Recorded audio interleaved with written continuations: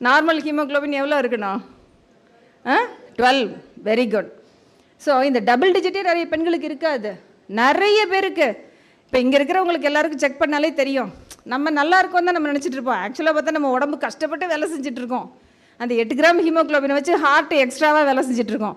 12 பேர் வேலை செய்ய வேண்டிய இடத்துல 8 பேர் வேலை செஞ்சால் அந்த 8 பேர் என்ன ஆவாங்க? மேடமுக்கு தெரியும், நிறைய பேர் லீவ் போட்டாங்க.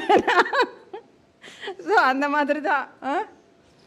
ஸோ அப்போ அந்த 8 பேர் வந்து கஷ்டப்பட்டு வேலை செய்வாங்க. அதனால் எல்லா பெண்களும் கட்டாயமாக உங்களுடைய ஹீமோக்ளோபினை செக் பண்ணிக்கங்க. இது முக்கியமான டெஸ்ட்டு. ரத்தம் ஹீமோக்ளோபின் 12 கிராம் இருக்கணும். நிறைய பேர் சொல்லுவாங்க, எனக்கு 7 கிராம் தான் இருக்குது, ஆனால் எனக்கு எந்த சிம்டமும் இல்லை, நான் நல்லா தானே இருக்கேன், நான் எதுக்கு போய் மாத்திரை சாப்பிட்ணும் அப்படின்னா, இப்போ அதுதான் நான் சொன்னேன். உள்ளே யார் கஷ்டப்பட்டுட்டு வேலை செஞ்சுட்டு இருக்குது? 7 கிராம் 8 கிராம் வச்சுக்கிட்டு ஹார்ட்டு ஒரு நாளில் அது கை விட்டுரும். அவ்வளோதான், என்னால் முடியாதுமா. அதுக்கப்புறம் நடக்கக்கூட முடியாது, நடந்தாலே மூச்சு இறைக்கும். ஓகேயா?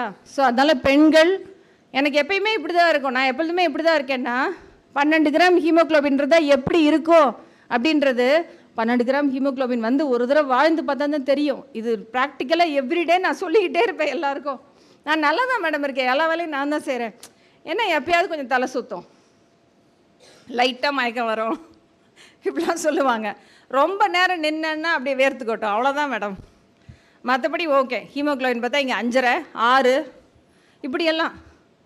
அப்புறம் எல்லாரையும் மிரட்டி அவங்கள சரி பண்ணி அந்த 12 கிராமுக்கு வந்து கொண்டு வந்து வச்ச பிறகு அவங்கள நான் திரும்ப கூப்பிட்டு கேட்பேன், இப்போ எப்படி இருக்கு? இதுதான் உங்களுடைய நார்மல் உடல். இன்னொன்று, இந்த ரத்தம் கம்மியாக இருக்கிறவங்க என்ன பண்ணுவாங்க தெரியுமா?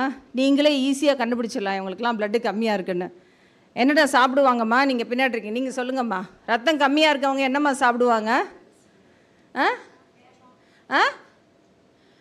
சொல்லுங்கம்மா. கேரட் பீட்ரூட் சாப்பிட்லாம், சாப்பிட்டா ரத்தம் அதிகமாகும். ஆனால் கம்மியாக இருக்கவங்க சில பொருளெல்லாம் சாப்பிடுவாங்க. என்ன பொருள்?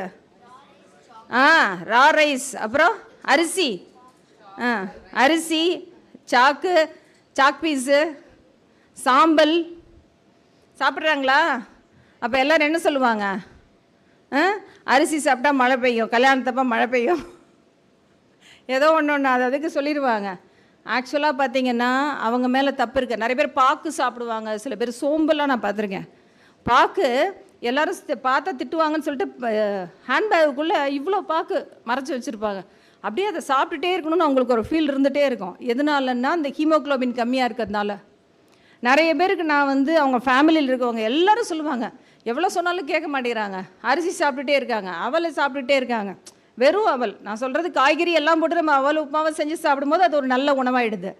வெறும் ராவாக சாப்பிடுவாங்க, அரிசி, பச்சரிசி, அது மாதிரி அரிசியை மட்டும் சாப்பிட்டுட்டே இருப்பாங்க. ஸோ அப்போ அவங்க வீட்டில் இருக்கவங்களுக்கு நான் சொல்லுவேன், இவங்க வந்து தெரிஞ்சு அவங்க பண்ணலை, அவங்களாம் இந்த அரிசியை சாப்பிட்ணுன்னு நினச்சி சாப்பிடல. அவங்க ப்ளட்டை செக் பண்ணால் 7 கிராம் 8 கிராம் தான் ஹீமோக்ளோபின் இருக்குது. அப்போ ஆட்டோமேட்டிக்காக நம்ம மைண்டு வந்து அதை சாப்பிட தோணுது. இதுக்கு பேர் பைக்கான் பேர், இந்த ஃபீலிங்க்கு பேர் பைக்கான்னு சொல்லுவோம். ஸோ அது மாதிரி அப்படி சாப்பிட்றாங்கன்னா இம்மீடியட்டாக நம்ம செய்ய வேண்டியது அவங்களோட ஹீமோக்ளோபினை செக் பண்ணி அதை சரி பண்ணுங்கள். அதுக்கப்புறம் ஒரு மூட்டை அரிசியை கொண்டு வந்து வைங்க, சாப்பிட மாட்டாங்க. நீங்கள் ஃப்ரீயாக இவ்வளோ பாக்கு வாங்கி கொடுங்க, சாப்பிட மாட்டாங்க. அதையும் நான் அந்த ஃபேமிலிக்கு முன்னாடி நான் அதை ப்ரூவ் பண்ணியிருக்கேன். இப்போ பாருங்கள், இப்போ சாப்பிட்றாங்களா? ஆமாம் மேடம், நீங்கள் சொன்னது கரெக்டு மேடம். இப்போ அம்மா வந்து பாக்கு சாப்பிட்றதே இல்லை. ஆனால் நிறைய வீடுகளில் பொம்பளை பிள்ளைங்க தான் கூப்பிட்டு வரும் அம்மாவை. அவங்க அம்மாவை பார்த்துட்டு அவங்களுக்கு ஏதோ உடம்பு சரியில்லை, எங்கள் அம்மாவை பாருங்கன்னு சொல்லி கூப்பிட்டு வர்றது நிறைய வீடுகள் நடக்கும். 100ல் ஒரு 4-5 பசங்களும் கூப்பிட்டு வருவாங்க அம்மாவை. அதுவும் சொல்லணும்ல.